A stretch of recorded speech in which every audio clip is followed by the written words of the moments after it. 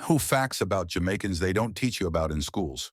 RENITO Adams' close encounters with death by Jamaicans, many of them in prominent positions of the society.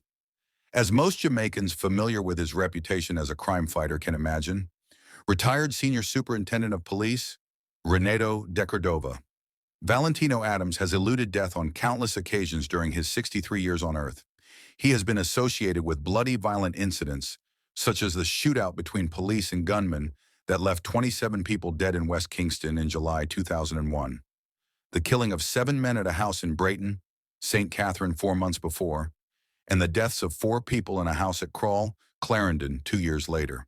In all cases, Adams has insisted that his life and those of the men under his command was in danger, and the law enforcers had been forced to defend themselves. But these incidents that projected an image of him as a bone-hard crusader against crime were preceded by several others, which, save for his agility and luck, could have resulted in adding to the profits of undertakers. I have had several close shaves, Adams told the Jamaica Observer in a midweek interview.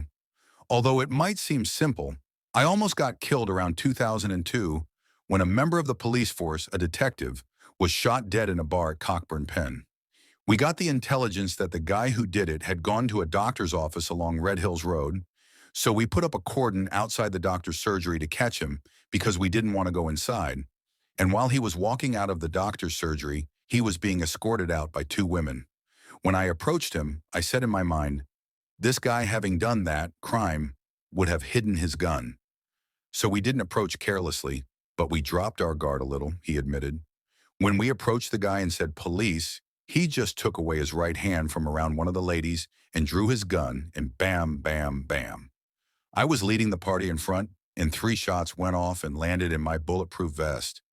I didn't even get to draw. It was my men who were with me who shot and killed him and took a 9mm pistol from him, Adams said. One of the women was charged for being in possession of a firearm and ammunition.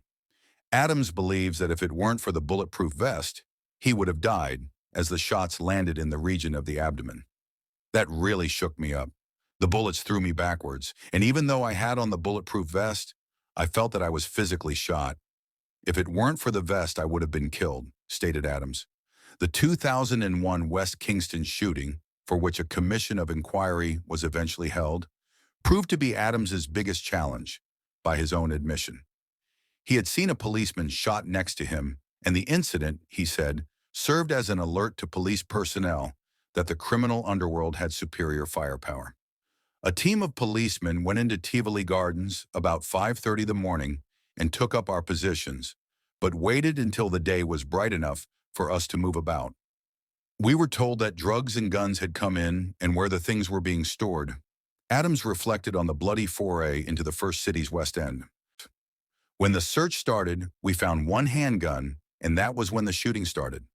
All we heard was gunshots from all directions. That was between North Street, Salt Lane, and Wellington Street. The gunshots were so overwhelming that we had to retreat, and we said we wanted to go to the Denham Town Police Station, but we couldn't reach the station, so we had to go towards Metcalf Street, and we used some premises and dropped out close to Majestic Theater in Tivoli Courts. That's where they took us on. It was 19 of us, and we separated ourselves in 5 groups, that we could defend ourselves. We were heading to the Coronation Market to get out of this barrage of gunshots, which we thought was the safest route. When we reached in the vicinity of Tivoli Court, the type of caliber weapons that were being fired, we couldn't match with them at all. We had to lie down flat on our backs and started pushing on our backs, moving towards Coronation Market to get out of this thing, he said. Calls for assistance proved futile, as the extraction teams were stuck on the outside, as the gunmen had the whole area barricaded, he explained. I remember coming under intense pressure. We couldn't move anymore, and I said to the guys, we are going to rise up now and return the fire. We are either going to die now or get out of it. So we raised our heads and opened the fire in the direction of Tivoli Courts, and immediately after we did that, they started firing from behind us and we had to lie down again and started to move on our tummies this time. It took us 7 hours from Tivoli Court to the Coronation Market, and when it was getting late, and while they were rearming themselves, a lull occurred, Adams disclosed to the Sunday Observer. The lull that he referred to was caused by the arrival in Tivoli Gardens of then Member of Parliament and opposition leader Edward Seaga, who tried to intervene and end the conflict, the inquiry was later told. But that suspension of gunfire, Adams said, did not last long. We heard that it was Seaga who had come in, and they eased down the firing to make him come in. So we got up and moved towards the Coronation Market. When we reached between Tivoli Court and Ebenezer Lane, it was a barrage of fire again. Again, luck was on Adam's side, literally. I remember a shot went through my bulletproof vest and straight into Corporal Henry, who was behind me, and he was shot in the groin. Corporal Henry said, "Mr. Adams, me get shot," and I said, "Come on, man, let us move." When I looked on my shoulder, you could see where the shot went right through the shoulder, tore the vest, and shot Henry. We got assistance with a vehicle and sent him off to KPH, Kingston Public Hospital, where he was pronounced dead. When I got the message that he had died, I said, well, we are all going to die today, but I am not staying under this pressure voluntarily. So Adams said he just started moving, tactically firing at the men in Tivoli Court, as his team moved to Ebenezer Lane, where an inspector of police who had come down from the mobile reserve began to lay down cover fire. We were going to cross Bustamante Highway and end up on Darling Street, and when I sent the first batch of men across, it was pure gunshots. It seemed that they wanted me personally, as when I moved across, there was an even louder barrage of shots, and I heard Constable Brown, who was beside me, said, "Super, I get shot, you know." Brown had been shot in his side. When we went upstairs Coronation Market, I thought this thing would have been finished. People talk about this gun that they found down there only came in 2010. But I saw that gun being fired at us. It was on a tripod. When it fired into the Coronation Market while we were upstairs, pieces of the wall were broken off. At that time, I thought it was a grenade launcher because every time it fired, it sunk. And when I saw the men firing a gun like that and the other types of gun that they were firing, I said that if this is what Jamaica has come to, Jamaica will pay dearly with those people with the type of ammunition that they had. Adams reasoned. During the lull in gunfire, Seaga had offered Adams and his men safe passage out of Tivoli Gardens, something that Seaga later admitted to. But the gesture was refused by Adams, who felt that the offer was made only to him and not the men under his command. When he offered me safe passage, I said no. I am here on government business. I am an agent of the state. We have intelligence that guns are here, and we are here to retrieve them. He told me that we could go up Bond Street, and I said, "Mr. Seaga, the government vehicles are here. The policemen that I lead are here. I come here to do a spot of duty, and I don't want no safe passage. I'd rather be killed here today." After he left, that's the time gunshots started again. I remember seeing a woman with no fewer than 6 sticks of dynamite tied together, and we observed her coming towards the post, and she lit the dynamite and threw it upstairs the Coronation Market, and it exploded. A journalist lady who was there with us said to me, "Mr. Adams, we are going to die." And I had to counsel her and the others and tell them to cool off. There was gunshots firing from all directions, and we had to return the fire, he recalled. He escaped unharmed at the eventual end of that volatile standoff. The shooting in Brayton, where 7 young men were killed a mere 2 months before the West Kingston uprising, was also a situation that presented a clear and then present danger to the security forces, Adams insisted. Reports were that a group of men had gone to the Above Rocks police station in St. Catherine and shot and killed a constable. They also shot an ex-customs officer and a woman who was in the phone booth. According to Adams, information led police to one of the alleged shooters who was staying at Cassava Peace in North St. Andrew. That young man took police to Red Hills Road, where they picked up another of the suspects, who pointed police to another individual in Cumberland, Portmore, St. Catherine. We were then taken to a place in Brayton on Fifth Seal Way, where we encircled the house. I rapped on the window, said, "I am Senior Superintendent RENITO Adams. I am here to execute a warrant." At that time, 3 shots zipped past my face and we had to take cover. My men started to pepper the place, and when the shooting ended, we found the men dead in the house. It was luck that saved me, as if I was standing right in front of the window. When I called out to them inside, I would have been killed. Regarding the equally controversial shooting at Crail, Adams said that apart from one of the women who died, all the others were involved in the attack on the police. The police, he said, had gone to the community, as information reaching them was that two expatriates were to be kidnapped as they left the gold mine in the district by then wanted man Bashington Chen Douglas. We heard that Chen was staying there and extorting money from the gold mine and demanding to be employed. Commissioner Francis Forbes asked me to investigate the matter, and I set up a raiding party and waiting for the men. Just as the white men were coming down, they stopped and we came up and rushed into the yard. I saw Chen with two guns, one of them a rifle. Two other guys, a Rastaman and a brown guy, had shotguns.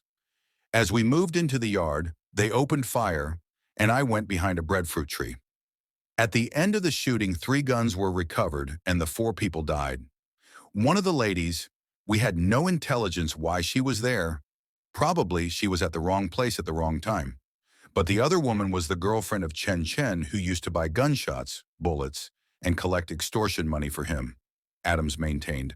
Chen, who escaped that incident, was killed by his cronies long after. But the St. Elizabeth-born Adams had come close to meeting his maker long before all those blistering episodes. He had been involved in shootouts that he said sent rivers of perspiration down his spine. But he survived to raise toast to his continued existence. He still remembers vividly an incident in 1975, which opened his eyes to how thin the line is between life and death. The Jamaica Defense Force had formed a squad to include traffic people, CIB, Central Intelligence Branch, motorized patrol, all the elements in the force, that when we met up on a particular situation, we had people who could deal with that. At the time, Adams said, many known criminals were driving the Ford Cortina motor vehicle. On Christmas Eve, we were patrolling in the Hagley Park area and being led by Tony Hewitt, who was a corporal at the time. We got information that 4 men traveling in a green Cortina had just robbed 3 places in Halfway Tree, and they were coming down Hagley Park Road. That time, the 3 miles roundabout was not what it is now. You didn't have the dual carriageway either. He said the team set up a roadblock along the Hagley Park Road side of 3 miles, where they got further intelligence that the target vehicle was coming. In those days, we operated with plain cars and in plain clothes. As we saw the car coming, Tony drove our car right across the road, and the boys, having seen that, made a deliberate, dangerous right turn into the Nova Scotia Bank premises. Immediately, they ran out of the car. Initially, the boys opened fire on us. We returned the fire, and 3 were immediately shot dead and 3 firearms recovered, but one of them could not be found. I remember that the bank premises had a number of broad lily trees, so a policeman named Jack and I were searching for that man. My view was that the lilies were so thick that one of the boys could have been hiding in there.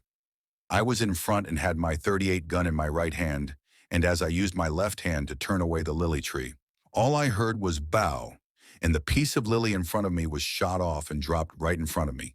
So I threw myself back, put my 2 hands in my lap, and hauled up as close as possible, my feet to my ears, making myself a smaller target. The guy was firing a 9mm. In a split second, when I saw the guy, I actually saw him going to pull the trigger. As he fired the shot, I shifted. Jack, who had a shotgun, eventually killed him, Adams said. Adams also survived an onslaught by the feared gangster, Sylvester Punky Wint, from the Jacques Road Mountain View Avenue area in April 2000. Punky was cut down by security forces during a raid, but not before he unleashed a barrage of bullets at Adams and his team when they went to his house to apprehend him. Citizens of the area claimed that Wint was innocent, and 2 days after, gunmen murdered 2 policemen in the area, one of them the former Constabulary Communication Network Corporal Roland Lane. Owen Adams said he was also tested during another showdown with one of St. Catherine's toughest gunmen, but he passed with flying colors. In 1997 in Spanish Town, this guy Kemmel Gordon, whom they called Jackie, was in charge of all criminal activities before the Klansmen and One Order people started. He had a gang called the Jackie Gang, which operated out of Homestead, Old Harbor Road, Valdez Road. When I went to Spanish Town, I went to Jackie and told him that I had intelligence that he was the man leading a gang, and now that I have come, he is to stop all the gang activities because we were going to be resolutely dealing with it. The boy looked at me and told me, "Adams, you and I not staying here, you know." I said, "What do you mean?" And he said, A plenty police come and have to leave, and you are going to leave too. And if you don't leave, then something else will take place.